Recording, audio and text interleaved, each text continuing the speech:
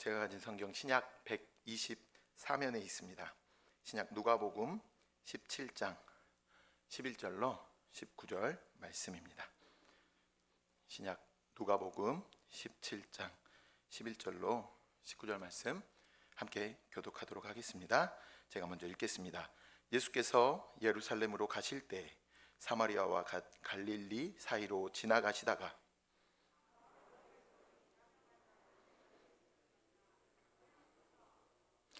소리를 높여 이르되 예수 선생님이여 우리를 불쌍히 여기소서 하거늘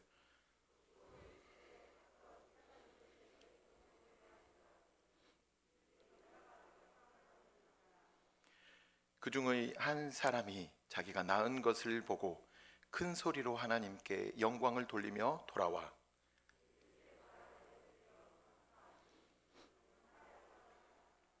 예수께서 대답하여 이르시되 10사람이 다 깨끗함을 받지 아니하였느냐?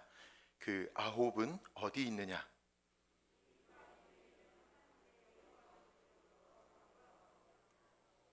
함께 읽겠습니다. 그에게 이르시되 일어나 가라 내 믿음이 너를 구원하였느니라 하시더라. 아멘.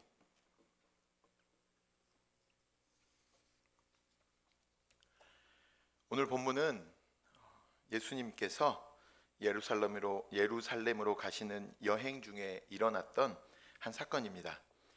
이때 예수님은 사마리아와 갈릴리 접경 지역의 한 마을로 가신 것 같습니다. 그런데 그 마을에서 10명의 나병 환자를 만나게 됩니다.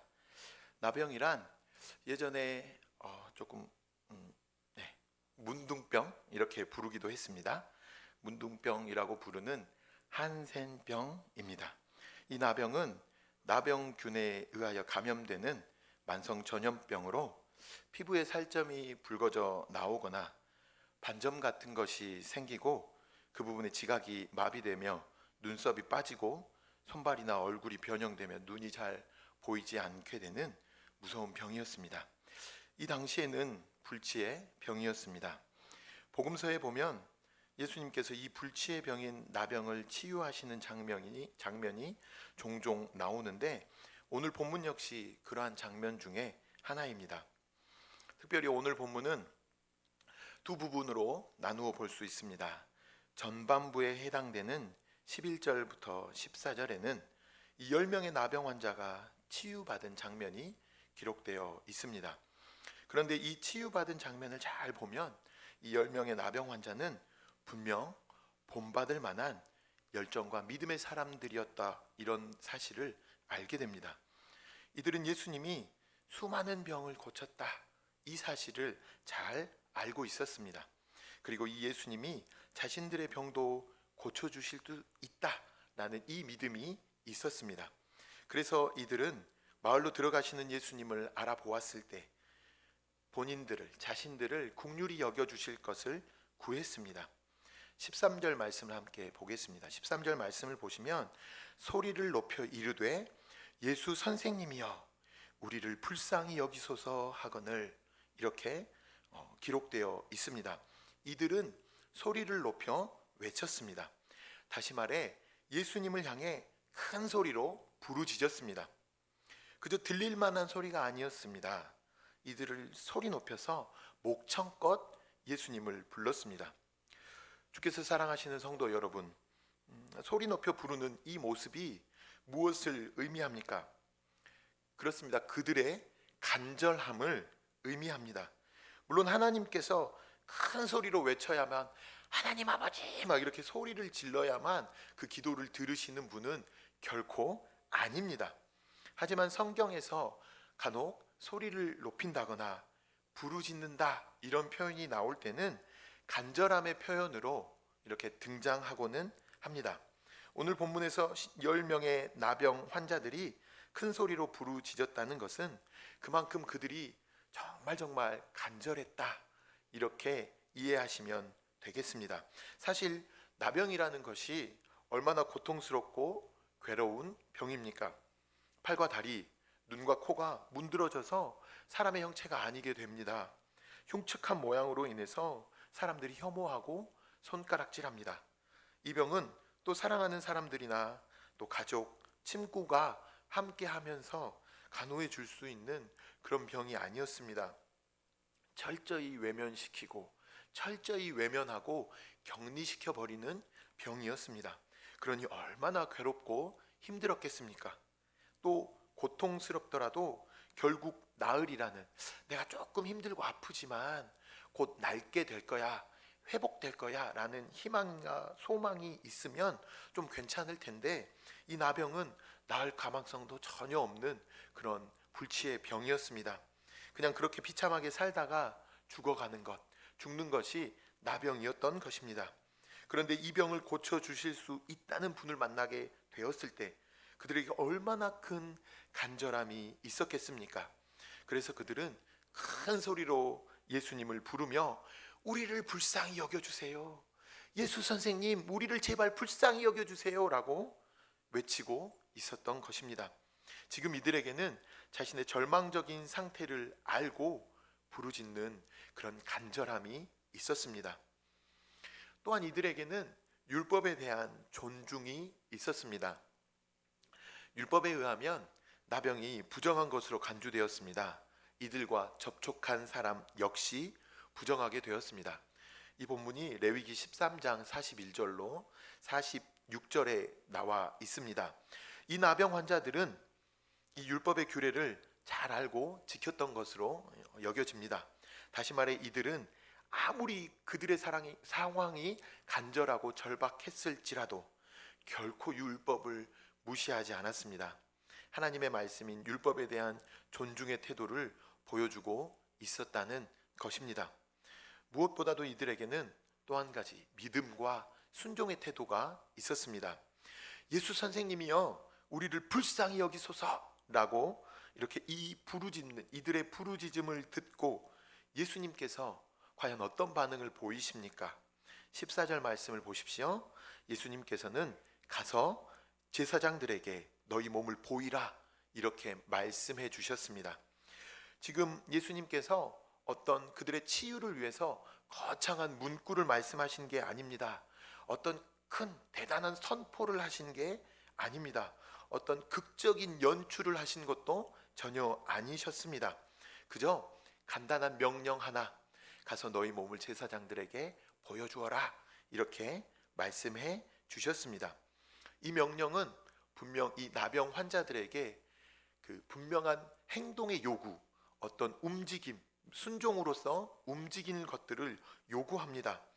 율법에 의하면 나병 환자는 간혹 나병이 치유된다면 제사장들에게 가서 치유를 확인받고 정결 의식을 행해야 했습니다.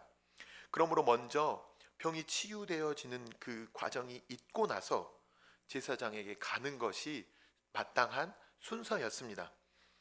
그런데 지금 이들은 치유받기도 전에 먼저 제사장들에게 가라 이렇게 명령을 받고 있습니다. 지금 자신들의 몸을 살펴보면 여전히 나병 증상이 가득했습니다. 몸에는 감각이 전혀 없었습니다. 일그러진 피부, 문드러진 손발이 그대로였습니다. 병이 나았다는 어떤 외적인 증거가 전혀 보이지 않았습니다.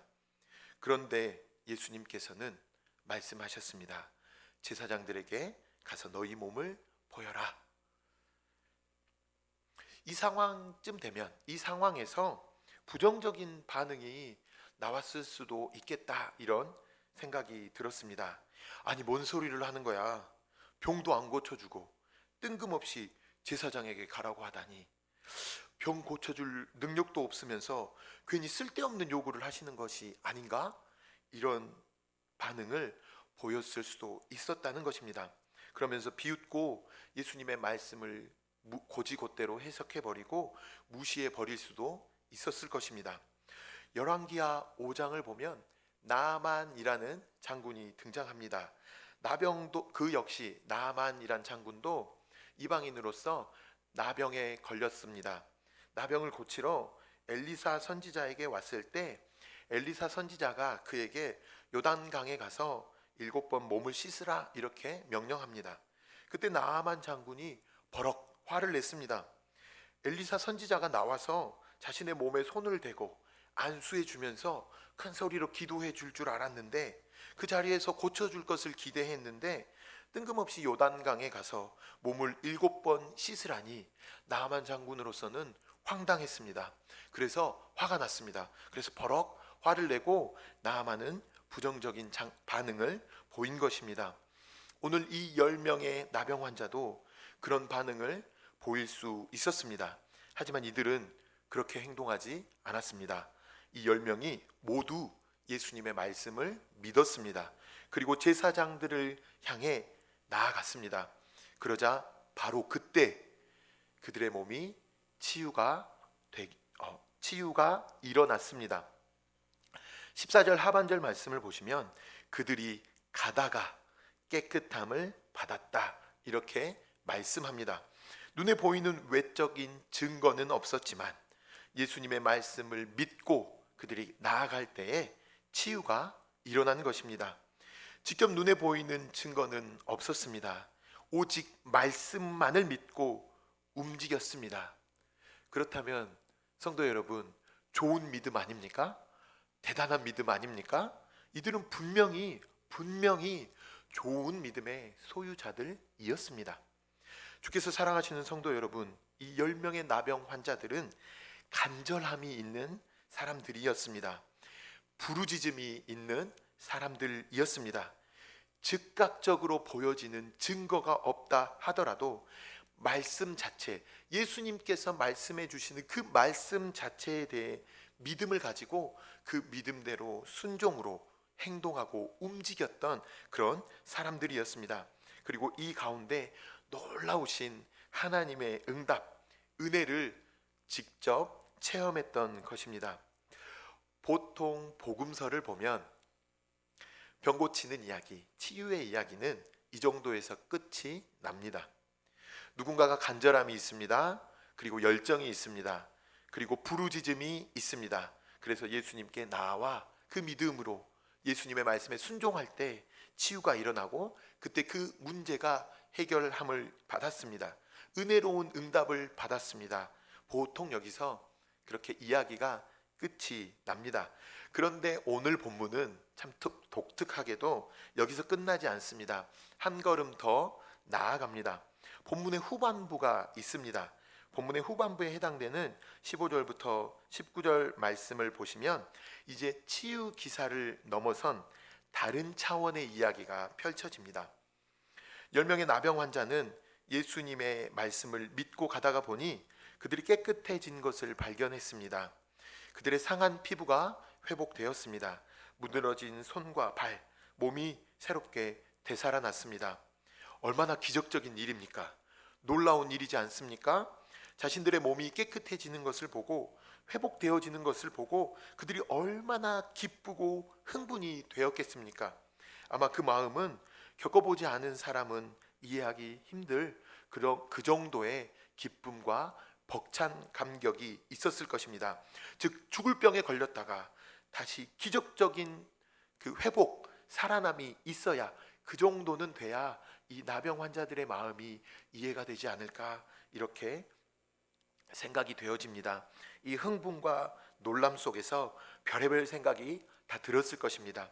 이제 나병도 나았으니 하고 싶은 일, 해보고 싶은 일이 얼마나 많았겠습니까? 가장 먼저 그들이 해야 될 것, 제사장들에게 가서 정결 의식을 행해야 했을 것입니다. 그 다음에는 만나지도 못했던 가족들이 있다면 그토록 보고 싶어 그리워하던 가족들을 만나고 싶었을 것입니다.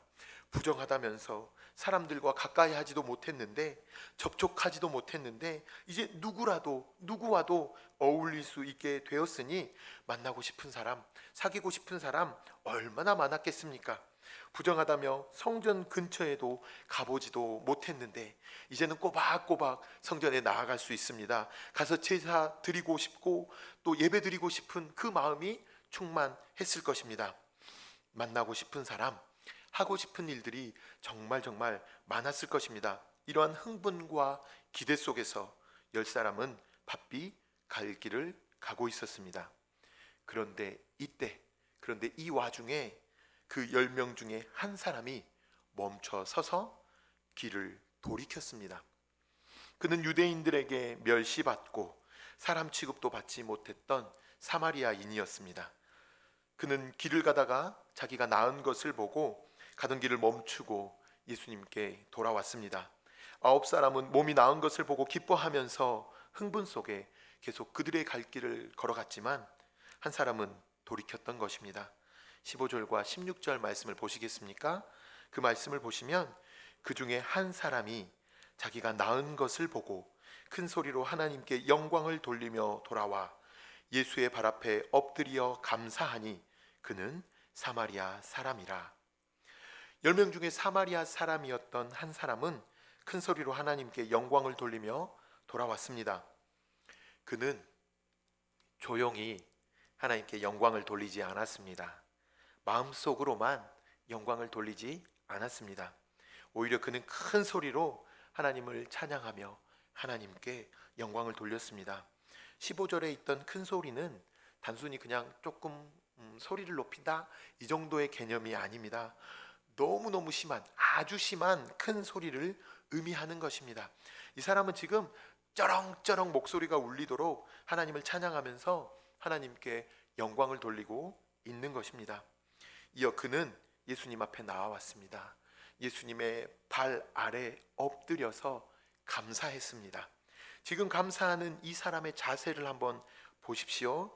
예수님의 발 아래에 엎드렸습니다. 발 아래 엎드렸다라는 이 행동, 발 아래 엎드린다는 이 행동은 보통 노예의 태도입니다.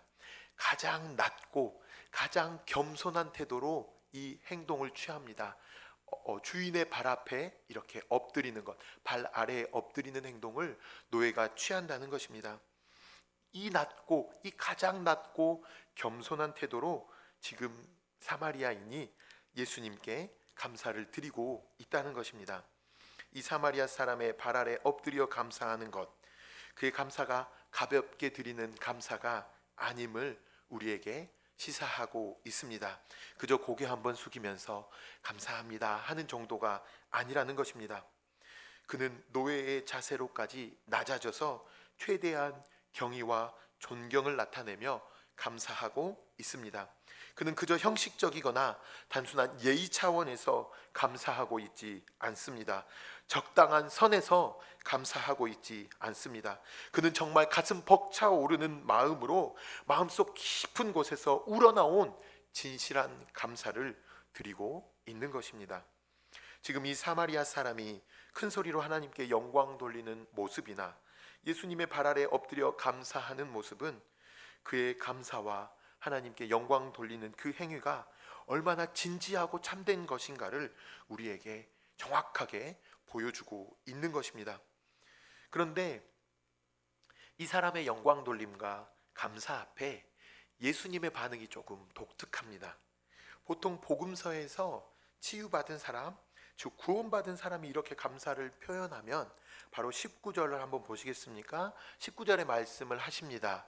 가라, 내 믿음이 너를 구원하였느니라. 예수님께서 이렇게 말씀하시고 치유의 기사가 딱 끝이 나고는 하는데, 예수님 오늘 본문에서 예수님은 조금 독특하게 반응하고 계십니다. 그 말씀을 하시기 전에 한 말씀을 더 하십니다. 그것이 무엇입니까? 17절과 18절 말씀인데 17절과 18절 말씀을 우리 성도님들께서 한번 읽어 주시겠습니까? 함께 읽겠습니다. 시작.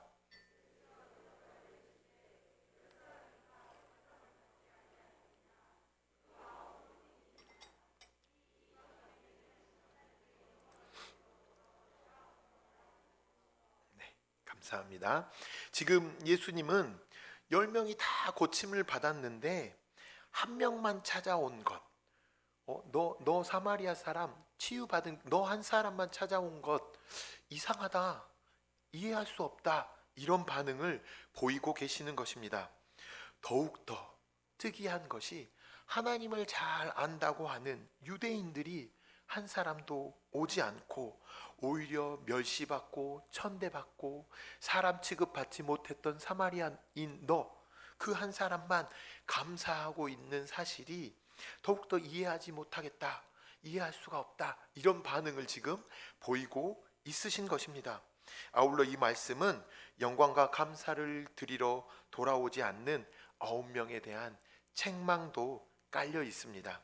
놀라운 은혜를 받았으면 당연히 감사해야 할 터인데 감사하지 않는 그 모습에 대해서 꾸짖음의 모습이 이 말 속에 깃들여 있다는 것입니다. 예수님께서는 한편으로는 의아하다, 또 한편으로는 책망하시는 듯한 어조의 말씀을 하시고서야 그때 사마리아 사람에게 19절 말씀을 주십니다. 일어나 가라, 너의 믿음이 너를 구원하였느니라. 이 말씀을 가지고 다른 9명의 유대인들이 치유를 받았는데 영혼의 구원은 받지 못했다. 또 감사한 이 사마리아인은 육적인 치유에 의해서 영혼의 구원까지 받았다, 이렇게 말하는 경우가 종종 있습니다. 그런데 이는 정확하지 않는 것 같습니다. 우리는 다른 9사람의 영혼들이 구원을 받았는지 받지 않았는지에 대해서 본문을 통해서는 정확히 알 수가 없습니다. 보통 복음서에 보면 육적인 치유가 메시아이신 예수님에 대한 믿음 가운데 주어지기 때문에 육체적인 치유를 영혼 구원의 표징으로서 보여주시는 사례들이 등장합니다.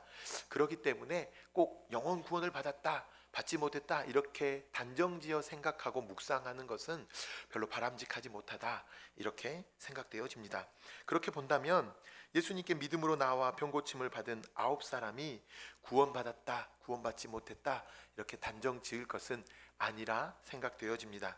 그 문제를 차처하고서라도 다만 분명한 것 한 가지 사실이 있습니다. 하나님께 감사와 영광을 돌리고 있는 이 사마리아인은 영혼의 구원에 대한 분명한 확신을 얻었다는 것입니다. 그는 자신의 믿음이 자신을 구원에 이르게 했다는 분명한 확증, 보장을 받게 되었습니다. 하나님께 감사와 영광을 돌리는 가운데 다른 9사람은 듣지 못했던 확증의 말씀을 자신 혼자 듣고 있는 것입니다. 이상이 오늘 본문의 내용입니다. 우리는 11절부터 14절까지의 전반부에서는 10명의 나병 환자가 함께 가고 있음을 볼 수 있습니다. 이에 반해 후반부인 15절부터 19절까지는 치유된 10명 중 9사람과 한 사람이 따로따로 가고 있는 것을 살펴볼 수 있었습니다. 전반부를 보자면 간절함과 부르짖음, 믿음과 순종, 이것은 10명의 나병 환자에게 모두 있었습니다. 응답의 역사, 치유의 은혜, 이 역시 10명에게 동일하게 있었습니다. 그러나 후반부에 들어서서 이들 모두 감사하지는 않았습니다.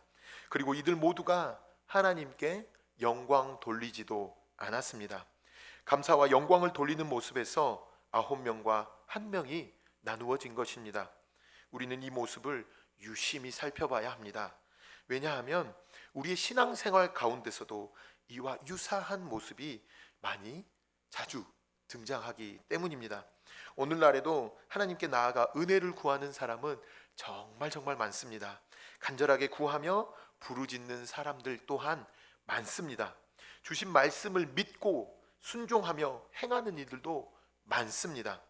하지만 이 가운데 놀라운 응답을 경험하고 하나님의 기이한 도우심을 경험하는 이들도 적지 않게 많이 있음을 우리는 알 수 있습니다. 은혜 받은 사람이 많고 믿음으로 하나님의 도우심을 경험한 사람들이 많습니다. 한마디로 오늘 본문의 전반부와 같은 일들을 경험하는 사람들은 많이 나타난다는 것입니다.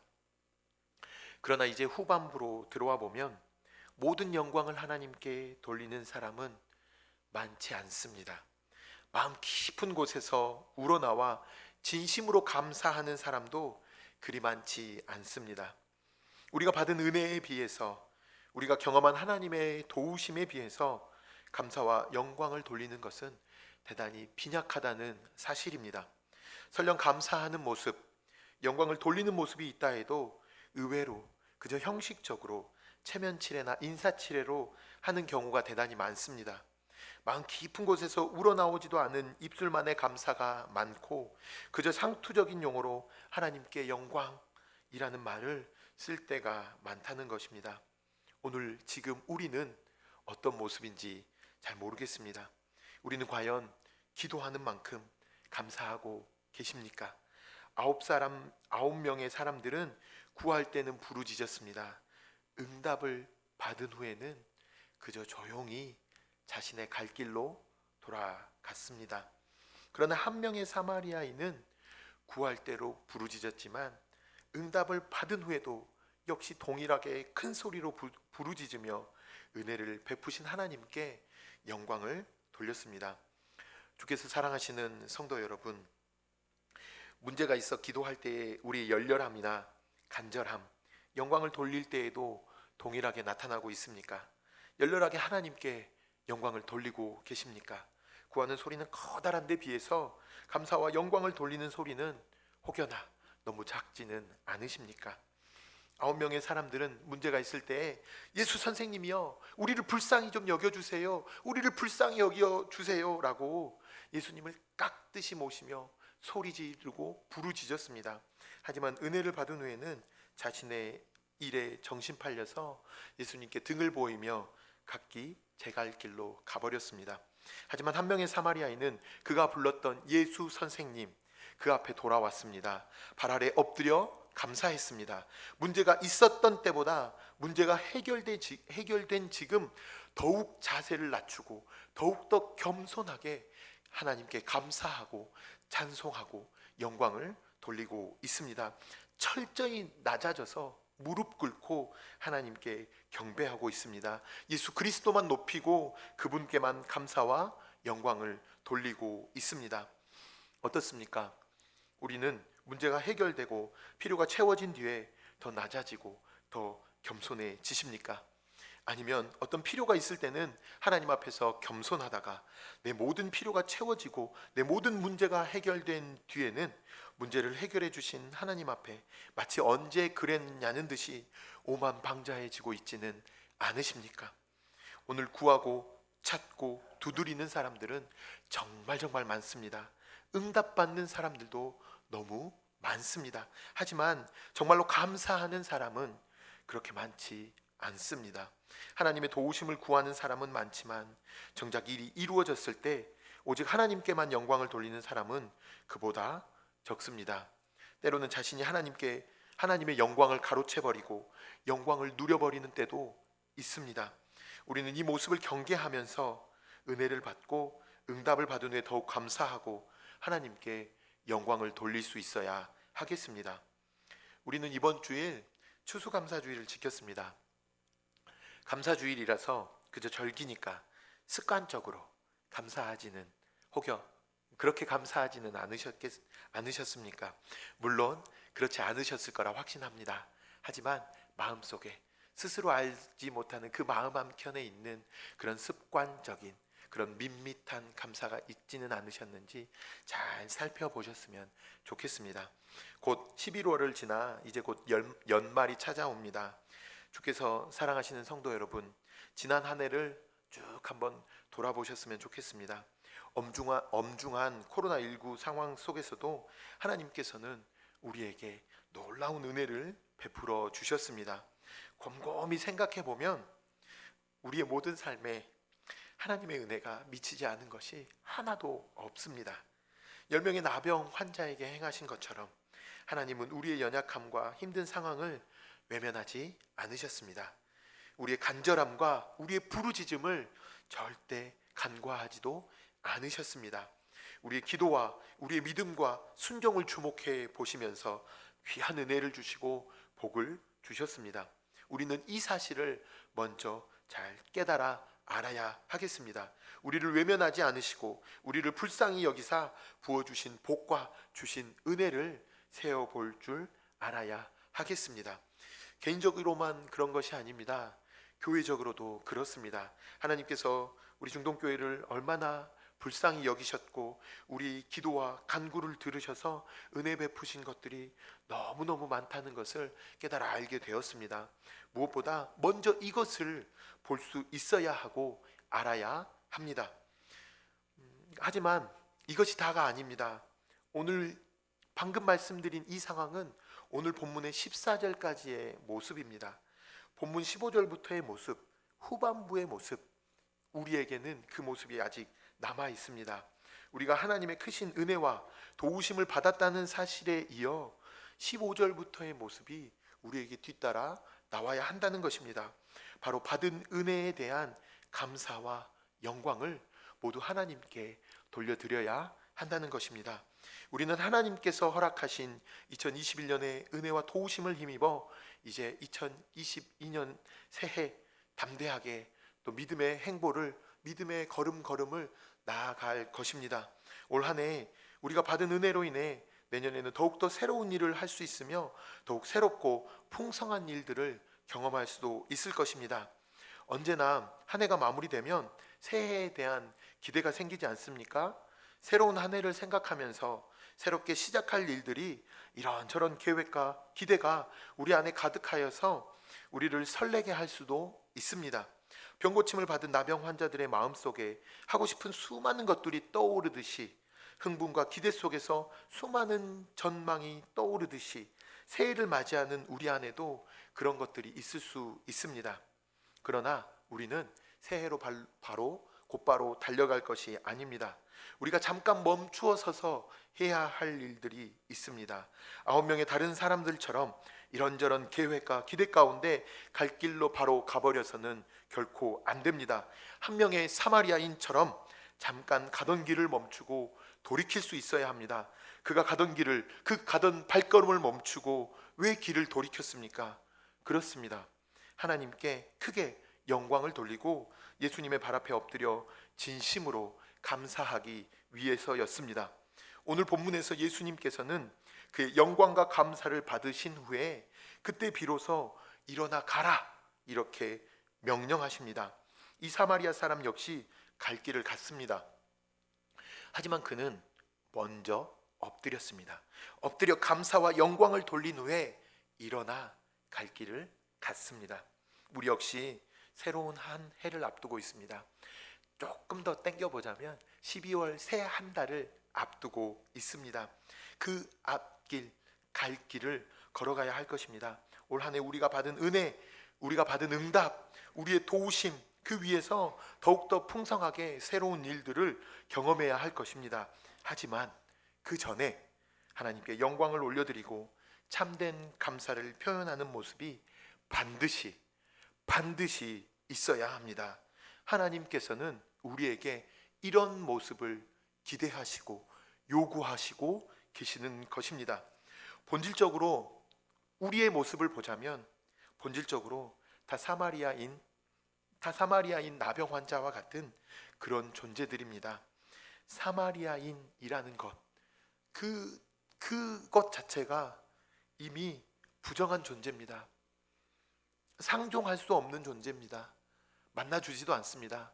심지어 사람 취급 못 받는 그런 존재였습니다. 그런데 그런 존재가 그 불치의 병, 하나님의 저주라고 불리우는 나병까지 걸렸으니 사마리아인이면서 나병 환자라는 것이 부정이 더해진 것입니다.